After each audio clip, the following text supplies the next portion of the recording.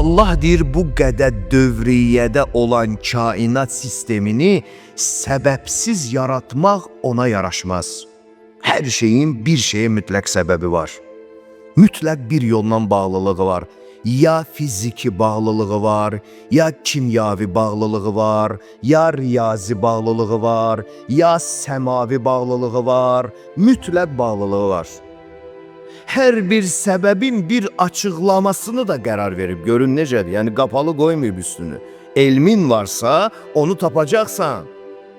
Hər bir səbəbin də niyyəsini və izahını və şərhini qərar verib. Nə üçün deyirəm, oxuyaraq ibadətdə yüksəlmək lazımdır? Mahnı oxuyaraq yox ha, elm oxuyaraq.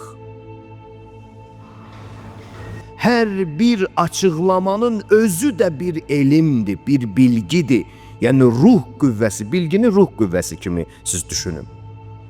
Bax o danışan dil ki var, kainat sistemini bilən, bildirən, öyrənən o birinci peyğəmbərdir.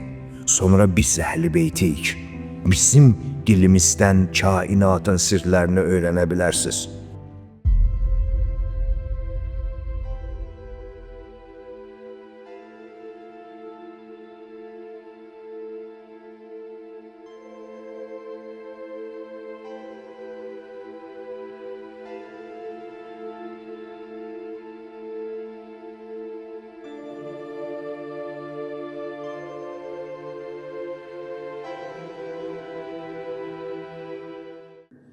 O zaman ki onlara deyirik Allahın nazil elədiklərinə və Peyğəmbərin sizə çatdırdıqlarına doğru addımlayın. Bütün həyatınızı onun dediyi elmi nizam üzərində qurun-quraşdırın.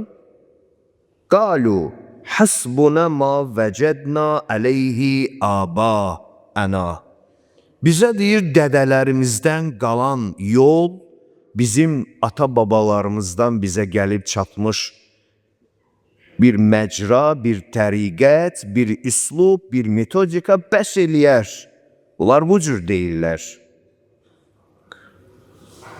Əv ləv kənə abauhum la ya'ləmunə şey'a və la yəhtədun.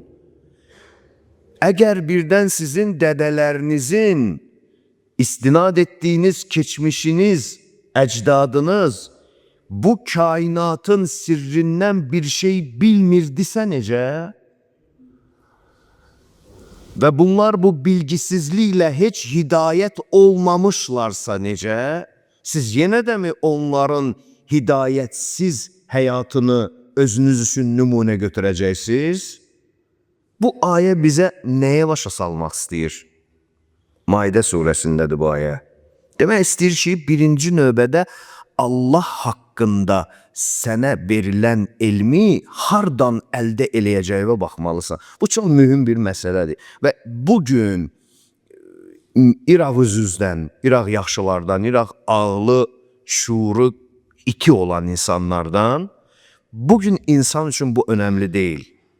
Yəni Allah adına danışılan sözlərin, əmr və qadağaların istinadı, mərkəzi, hardan əlində olunmasını bir soruşan yoxdur. Yəni Allah adına danışan çoxdur, əsaslandıran yoxdur. Bu böyük bir problemdir.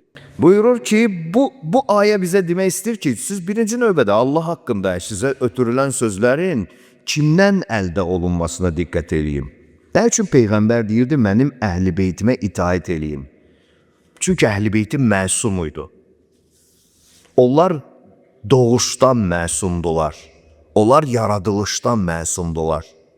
Allah onları onun üçün bəşərdən məsum olaraq seçib ki, bəşəri hidayət eyləyən beyni olaraq yaşasın.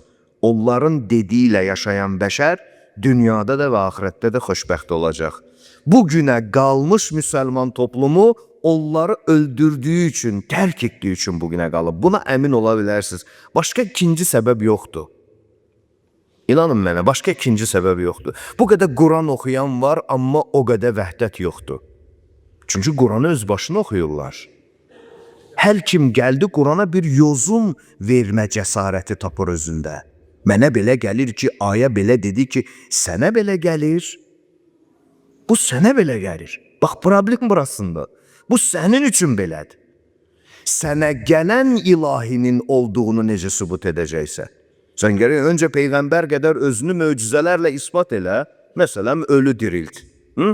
Məsələn, birinin bir işindən, qeybi bir işindən xəbər ver. Məsələn, bir xəstəyə əl çək, şəfa tapsın, gözü açılsın, dili açılsın. Bir qeyri-adi qüvvənin olduğunu göstər, sonra sənə inanaq. Sən də mənim kimi sıradan bir insansan, lap səhabə ol. Lap mədrəsədə tanınmış böyük bir kimsə ol. Sənə gələn deyil din və hidayət. Gələnə gəlib, bizə o lazımdır. Bizim böyük problemimiz budur. Biz bütün dəyərlərimizi ixtiyarına baxmışıq. Hacıların, onların, bunların, bu hacı belə dedi, o belə oturdu, bu belə qalxdı, bu bunu dedi, bu belə yol yeridir, bu belə... Bunların belə zəlalət deyiləcək, budur bəs. Başqa nədir ki? Biz deməliydik ki, İmam Cəfər Sadiq əleyhissalam belə oturdu. İmam Musa Kazım əleyhissalam belə qalxdı. İmam Əmirül Müminin əleyhissalam bu cür davrandı. Çünki onların bütün davranış deyilən şeyi ilahinin bizdən istədikləri idi. Biz bunu müdafiə eləməliydik. Bugün də bu qanun keçərlidir. Mən deyəndə ki, Peyğəmbər və imamın adını misal musiqi alətləri ilə ifa eləmək haramdır, bəzi insanların xoşuna gəlmir. Gəlməsin. Olmaz. Heç vaxtı Peyğəmbərin də dövründə musiqi alətləri var idi. Düzdür, indiki kimi deyil. Müasir dövrümüzdə daha hər şey var. Amma var idi. O dövrdə də özünə görə var idi bu işlə məşğul olanlar. Qadağa eləmişdi bütün bunları. Biz bunlarla əslində ilahinin ilahinin tanıma yollarının dürüstlüyünü müdafiə edirik. Yenə deyirəm, çünki o tamamilə başqa bir məbuddur. Onun baxışı bizim baxışla eyni deyil. Onun üçün gün və zaman bizimlə ölçdüyümüz gün və zaman deyil. Onun qərarları bizim hissimizlə deyil. Çünki ona hissin özünü nisbət vermək qadağandır. Sən deyə bilməzsən ki, Allahın hissi var. Xeyr. Çox başqa bir şeydir. Bir höccət, bir bağlılıq, bir bağlayan vasitə yoxdursa, sən onu heç vaxt düz tanıya bilməzsən. Və onu düz tanımayan bəşər bütün zəlalətə məhkumdur. Çox təəssüf ki, biz də bu bəladan qaça bilmədik. Yəni, qeyri-məsum kim olur olsun Allah adına öz fikrini deyirsə, o heç vaxtı hidayətə səbəb ola bilməz. Yalnız vacibdir ki, onların sözünə qulaq asasan. Yalnız vacibdir ki, onların dediyi qaydayla addımlayasan. Əgər sən həqiqətən tək və şəriksiz olanın razılığını qazanmaq istəyirsənsə. Əgər sən doğrudan da ilahi mərifət haqqında, necə deyərlər, yolunu azmaq istəmirsənsə, Allah bizi məsumlarımızın xətti ilə əsl tövhidə sabit qədəm olanlardan qərar versin inşallah. Görün Mövlamız nə deyir? Buyurur ki, Əbəllahu ən yəcriyəl əşyaə illə bil əsbab. Allahın yaraşmaz Allaha ki, bütün şeyləri qərar versin, yaratsın. Bütün şeylər dediyimiz yalnız insana aid deyil, kainat dövriyyəsi, evrən, necə hansı dillə deyirsən de, dövriyyənin içində nə xəlq eləyibsə, insan, mələk, ulduz, bitki, torpaq və bilim nə, buradakı torpağa bir toxum əkirsən, bitmir. Oradakini aparıb əkdirsən, əməlli başlı bitir. Dedim də, bir ot var, alırsan, götürürsən, onu sənin bədəninə daxil olsa öldürər, bir başqası var ki, onu qəbul edirsən, şəfaatdır. Mələklər aləmi bir cür insanlar, saysan bitməz də, bu cüz'iyyata bölmək istəmirəm. Allah deyir, bu qədər dövriyyədə olan kainat sistemini səbəbsiz yaratmaq ona yaraşmaz. Hər şeyin bir şeyə mütləq səbəbi var. Mütləq bir yoldan bağlılığı var. Ya fiziki bağlılığı var, ya kimyavi bağlılığı var, ya riyazi bağlılığı var, ya səmavi bağlılığı var, mütləq bağlılığı var. Niyə deyirdim mənim əhl-i beytimə itaət eləyin? Biz getdik, düşdük, yoldan keçənləri gətirdik, qoyduq başımızın üstündə. Ona görə də bugünə qalmışıq. Həmişə də bu sözü deyəcəyəm. Bu bəşər onun üçün qan içindədir ki, məsumdan başqasını özünə başçı bildi. Vaxtın da məsum olanı özünə başçı bilib, onun elminə itaət eləsəydi, bəşər bu qədər zəlalətə düşməzdi. Əbəllahu ən yəcriyəl əşyaə illə bil-əsbab. Səbəb olmadan yaratmaq, qərar vermək Allaha yaraşmaz. Onun qüdrətinə, Allahlığına yaraşmaz. Fəcəələ likulli səbəbin şərhən. Hər bir səbəbin bir açıqlamasını da qərar verib. Görün necədir? Yəni qapalı qoymayıb üstünü. Elmin varsa onu tapacaqsan. Hər bir səbəbin də niyəsini və izahını və şərhini qərar verib. Nə üçün deyirəm, oxuyaraq ibadətdə yüksəlmək lazımdır. Mahnı oxuyaraq yox ha, elm oxuyaraq. Vaxtı çox sosial platformada keçirərək olmur bu. Klip çəkdirməklər olmur bu. Bu dizi yerə qoyub həyata verilən ömrə bilgi həvəsi ilə yaşamaqdan gedir söhbət. Bu heç mədrəsədə getməklə də olmur. Adam var elə öz həyatını bilgi üzərində yaşamaq sevir. Adam var bütün günü mədrəsədədir, həyatdan xəbəri yoxdur biçarənin. Oynan deyil ki. Fəcəələ likulli səbəbin şərhən. Hər bir səbəbin də bir şərhini verib. Və cəələ likulli şərhin elma. Hər bir açıqlamanın özü də bir elmdir, bir bilgidir. Yəni ruh qüvvəsi, bilgini ruh qüvvəsi kimi siz düşünün. Qida, mədəyə necə lazımdır, əti, suyu, nə bilim, nəyi lazımdır da bu vitaminlər lazımdır ki, insan bədəni sağlam olsun. Bilgi də ruhun qidalanmasıdır. Ruh da belə sağlam olur. Ruhun da işi budur. Bir elm qərar verir. Və cəələ likulli ilmin babən natiqa. Və hər bir bilgini də danışan qapı eləyibdi uca Allah. Yəni əslində kainat da onun elmini, düsturunu tapa bilərsə, alimlər, fiziklər, kimyagərlər, riyaziyyatçılar və s. bunlar necə gəlirlər bu yerə çat? Çünki o səsi eşidə bilirlər. Bizi yatırıblar. Yəni biz başqa bir şey yaşayırıq, dostum, qardaşım. Özdə çox iddialı yaşı, bizdən haqqı yoxdur. Bizdən düzü yoxdur. Biz tək Allaha, İslam Peyğəmbərinə, 12 imama inanırıq, amma bir qram onların savadı ilə məşğul deyilik, üz-üzdən iraq. Kitablarını açmırıq. Vaxtında olan böyüklər, maddi imkanları güclü olanlar o sözləri ərəbcədən Azərbaycan dilinə tərcümə eləmir. Hamı bundan sonra ərəb dili bilmək imkanı yoxdur. Çox böyük səhvlər eləyə gedirik. Bugünə də gəlib çatmışıq. Bəli, və İmam Cəfər Sadiq əleyhissalam buyurur, ərəfəhu mən ərəfə. Tanıyan tanıdı, bilən bildi, oxuyan gördü. Və buyurur, cəhiləhu mən cəhilə. Oxumayan cahil qalan da elə cahil qaldı. Çalışan qazandı, götürdü. Deyir ki, bütün bunların ki, Allah hər şeyi bir səbəbə yaradıb, bu səbəbin bir izahı, bu izahın bir elmi, bu elmin danışan dili var. Həzrət buyurur ki, zalikə Rasulullah sallallahu aleyhi və alihi və nəhlu. Bax, o danışan dil ki var, kainat sistemini bilən, bildirən, öyrənən, o birinci peyğəmbərdir. Sonra biz əhl-i beytiyik. Bizim dilimizdən kainatın sirlərini öyrənə bilərsiniz. Bu günləri həkimlər deyir ki, misal, səcdə var, namazda bir səcdə deyilən bir şey var. İnsan səcdəyə gedir, qalxır, sonra yenə də səcdəyə gedir. Bu prosesin özü insanın beynində olan qanın aşağı, yuxarı hərəkət eləməsi deməkdir. Bu tibbi yanaşmasıdır. Rükû vəziyyətində də o cürdür. İnsan bu hərəkəti elədikcə beyin qanı dövriyə eləyir və insanı beyindən heç vaxtı başqa səbəb olmasa o beyin infarktı vurmaz.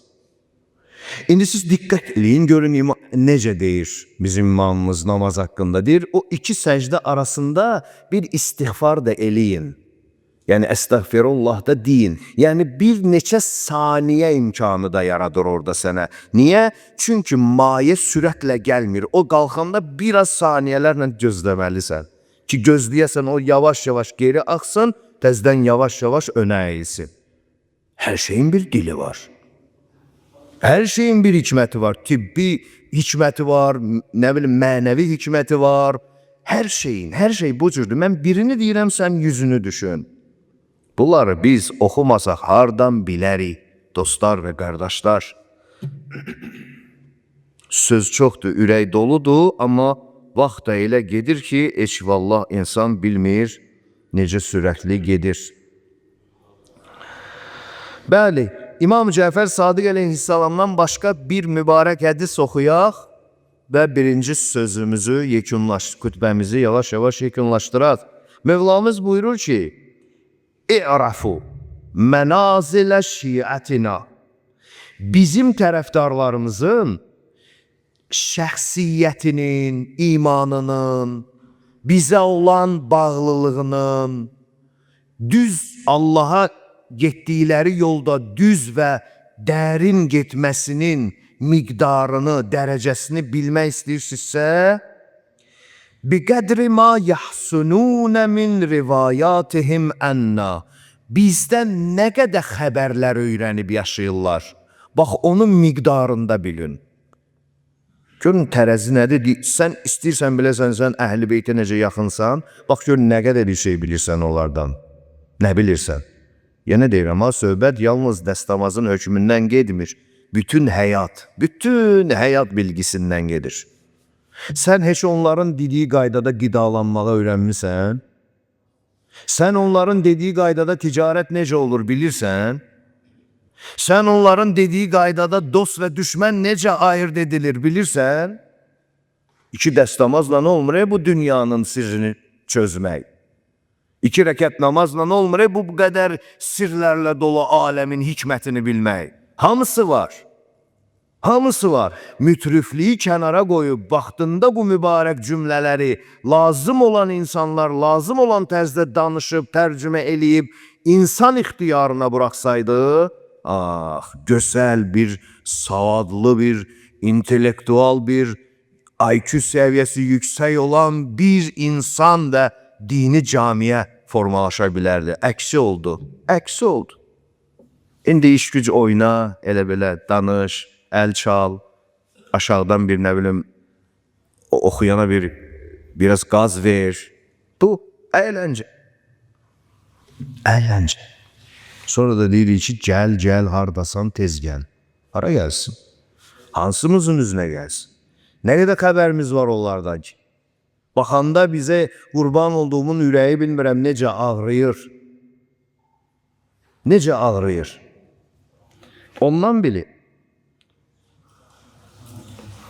Bizim hədislərimizlə sinəsi dolmayan insana dərin düşüncə sahibi deyə bilmərəm.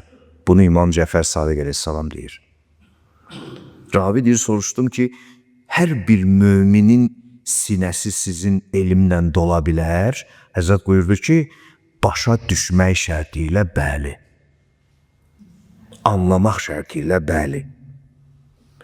Elə bizim hədislər idrak deməkdir, anlamaq deməkdir, başa düşmək deməkdir. Nağıl əfsanədir. Nağıl əfsanədir. Allaha and verəm İzzət-i Cəlalına o mübarək cümlələrlə ruhumuzu və sinəmizi zəngin eləsin inşallah. Alim insan, alim ruhiyyəli insan. İndiki dövrdə biraz belə olub da, yəni alim bir başqa cür. İndiki dövrün alimləri bu mübarək olan hədislərdəki alimlərlə çox az uzlaşır, eyniləşir. Çünki indi alim dediyin insanların biraz baxırsan qabında nə var, görürsən bu alimlikdən şəxsi mənfəət üçün istifadə edib. Yəni bunun hədəfi başqa bir şeydir. Deyirsən, alim bilirsən, gəlib sual verirsən, görürsən ki, bu sualdan qaçdı yəni. Mənfəətini zədələyən suallardan qaçdı yəni. İndikilər biraz başqadır. Və kəfa bil mər'i cəhlən ən la yərifə qədrəh. Bir insana cahil olmağı üçün bu kifayət edər ki, öz miqdarını bilmir. Bu miqdar sözünü, bu qədər və miqdar sözünü biraz açaq. Buyurur ki, yəni insanın qədəri Allahın yaratdığı xilqətin içindəki formalaşmasıdır. Yəni, nədən yaratdı səni? Birinci insan, alim ruhiyyəli insan ona diqqət eləyər ki, mən nədən xəlq oldum? Nədən yarandım? Necə qarışıq sulardan mən vücuda gəldim? Böyük həkim professorlardan biri deyir, insan diqqət eləmir buna. Möcüzədir vallah. 9 ay qaldığı ana bətinindən çölə çıxmağıyla 1 saniyə keçsə, onu geri qaytara bilməzsən heç, qaytarsan saxlaya bilməzsən. Niyə elə 9 ayda orada yaşayırdın da, niyə öldün ora qayıtmaqla? Oksigen çatmaz, o olmaz, bu olmaz, heç. Amma bu ki, orada yaşayırdın sən. Sənin birinci evin oraydı. Bəs bu möcüzə deyil, nə oldu, nə baş verdi? Hansı element dəyişdi yerini ki, sən artıq 9 ay qaldığın yerə bircə saniyə, çox yox, 1 saniyə çölə çıxmaqla geri qaytarsan orada ölər, qalmaz. Bu böyük möcüzə deyil bəs. İnsan deyir, öz qədir və qiymətinin miqdarını bilmək üçün başlamalıdır, bax o yerlərdən özünü imtihan eləməyə, özünü hesaba çəkməyə, ilahinin qüdrətini düşünməyə, oradan başlamalıdır. Mən nədən nə olmuşam? Mən gəlib hansı dərəcəyə çatmışam? Allahın deyir nəzərində ən xoşlamadığı bəndəsi o şəxsdir ki, Əmir əl-Möminin salamullah aleyh buyurur. Allah onun özünü özünə vəkil eləyər. Yəni işini onun özünün ixtiyarında buraxar. Çox böyük bir bəladır. Yəni Allah nəzərini çəkər, adam elə özü ilə məşğul olar.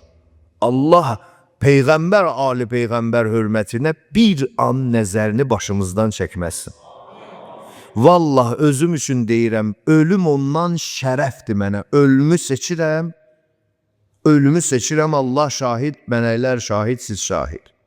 O gün olacaqsa ki, iraq, Allah nəzərini çəkə məndən, ona çatmamışdan ölümə razıyam, imza atıram, amma onun nəzəri olmadan 1 saniyə bu dünyada nəfəs almaq istəmirəm. O nəzərini çəkdirsə, məhv oldun getdi. Heç kim səni xilas eləyə bilməz. Nə dünyada, nə qəbirdə, nə bərzəxdə, nə axirətdə, heç yanında.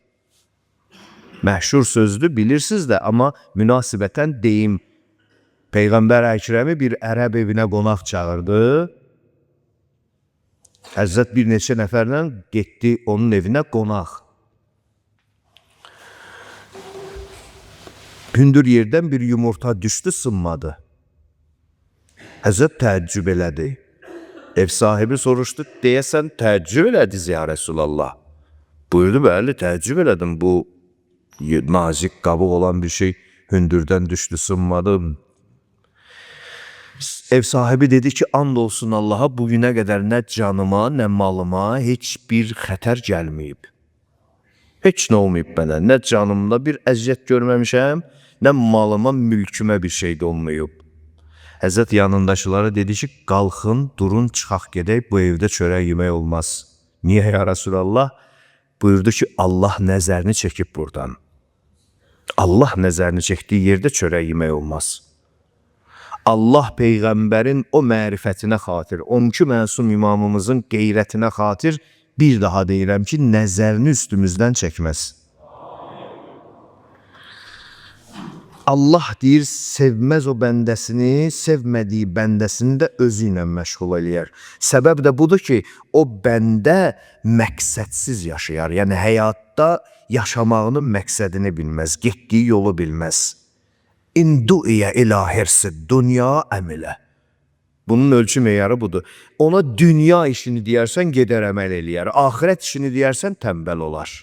Allah belə bəndən sevməz. Ən böyük insanlar dünya və ahirət işini öz çərçivəsində düzgün aparan insanlardır. Yəni axirət işi ilə məşğul olub dünyanı atmaq da bəyənilən bir şey deyil. Çünki sən bu aləmdə, bu aləmin enerjilərində yaşayırsan. Burayla da məşğul olmalısan. Amma qaydasında, qanununda, çərçivəsində malı mala qatmaq olmaz. Onu buna, bunu ona. Əgər dünyanı tutub axirəti unutmusansa, heç. Sən heç vaxtı yaxşı nəticə almayacaqsan, buna görə ki, Allah nəzərini çəkər səndən. Bu, Əmirül-Müminin Mövlamızın sözüdür. İmam Baqir əleyhissalamın hədisi ilə davam eləyirəm, tez-tez tərcümə eləyim və yavaş-yavaş namaza başlayaq. Allah qıldığımız namazları böyüklüyü xatirinə bizdən qəbul eləsin. Bilmirəm nə qədər yaraşır ona, nə qədər layiqdir bizim ibadətlərimiz, nə qədər deyil.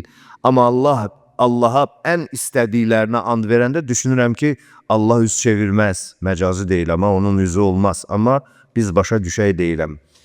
Üz çevirməz inşallah bizə. Allah ən sevdiklərinin hörmətinə bu namazlarımızı bizdən, əlimizdən almasın inşallah. Əksinə daha böyük mərifət versin, daha böyük ruh versin, daha böyük qabiliyyət versin ki, biz namazlarımızı dəyərli şəkildə qılaq, şövq ilə qılaq, məhəbbətlə qılaq. Həm zahiri hökmlərini, həm batini hökmlərini, necə deyərlər, qorumuş olaq inşallah.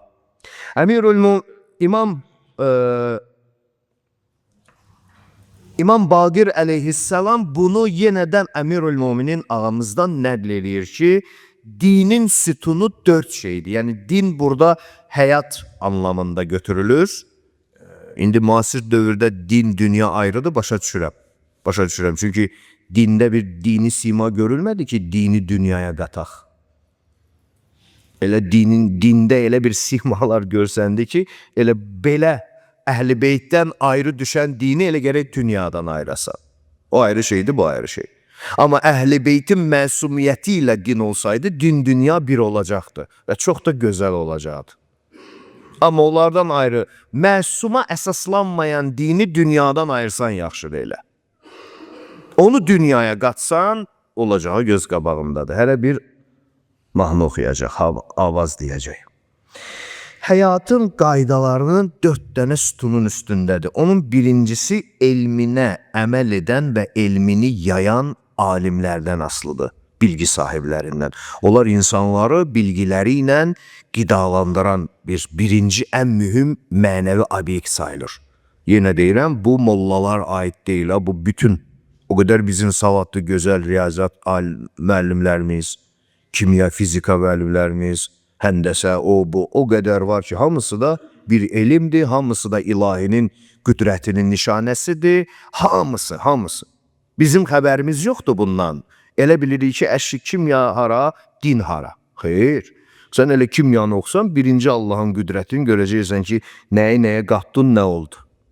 Sən elə fizikadan başın çıxsa, sən onda biləcəksən ki, Allahın qüdrəti necə dilə sığmayacaq qədər böyük bir şeydir.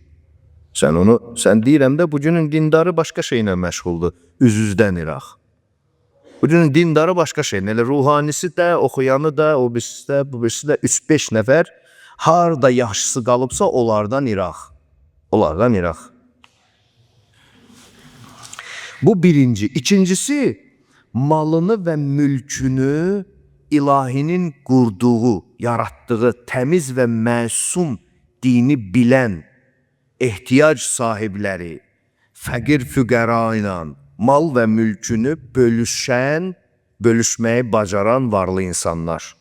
Bu da həyatın dövriyyəsi üçün lazım olan şeydir. Bəzi insanların varlı olması ola bilməyən insanlarla bölüşmək üçündür. Onun üçün Allah bəzi insanların imkan şəraitini geniş eləyib ki, ola bilməyənlərlə bölüşə bilsin. Amma ağılla da, israfla yox, nə bilim, allatmaqla yox, dələdusluqla yox, bu şeylərdən uzaq. Bu da həyat dövriyyəsinin sütunlarındandır.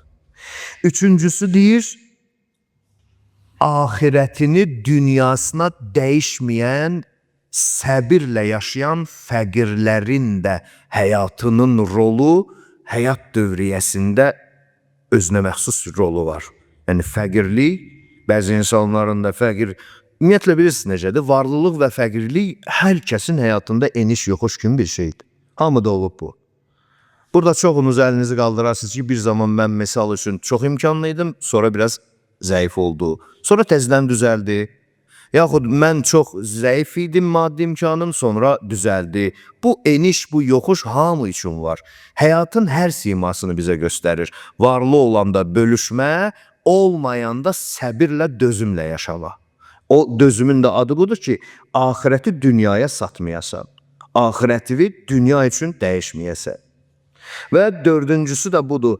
Bilməyən insanlar öyrənməkdən, gedib bir şeyi öyrənməkdən, necə deyərlər, kibir eləməsələr, özlərinə yedissələr ki, nə olsun mən bilmirəm, gedib öyrənirəm. Mən öyrənməliyəm, bilməliyəm. Cahil də təkəbbürlü olmasa, dünya dövriyyəsi çox yaxşı olacaq. Mövlamız görün nə deyir? Alim elminə əməl eləməsə, imkanlı malını bölüşməsə, kasıb olan səbrini itirib, ahirətini satsa dünyasına, cahil olan öyrənmək əvəzinə təkəbbürlü olub öyrənməkdən özünü uzaq salsa, o zaman insanlıq dünyası çox qarma-qarışıq və mənasız olacaq. Çox qarma-qarışıq və mənasız olacaq. İndi varmı elə şeylər? Var nədir? Elə həyat ildə elə şeylərin üstündə qurulub da. İraq 5-10 nəfər yaxşılarla. Ravi deyir, sual verdim ki, öncə Mövla buyurdu, məscidlərin binalarının çoxluğu sizi qürurlandırmasın. Bəzi insanlar var, deyir, getdim filan ölkəyə, bir məhəllədə 53 dənə məscid var idi. Olsun da. Bu səni elə düşünmə ki, oh, nə imanlı yer imiş. Oh, Allahın razılığı oradaymış. Bu sənə, bu dör, iş dör bu. Və məscidlər içərisində insanların kütləli yığışması da səndə o his yaratmasın ki, aha, Allahın razılığı buradaymış, gəldim, tapdım. Bu deyil.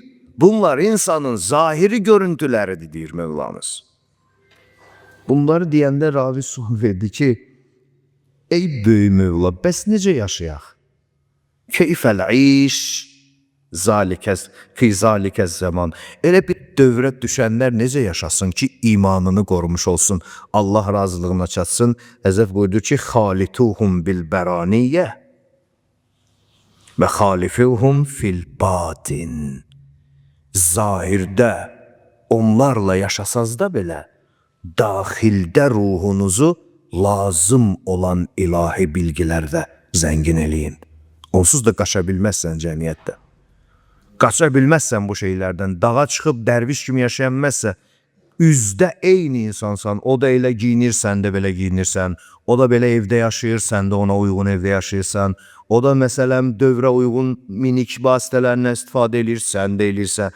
Amma ruhunu zahirpərəst, zahiri bəzək, içi isə yaman gündə olanlara oxşatmayın.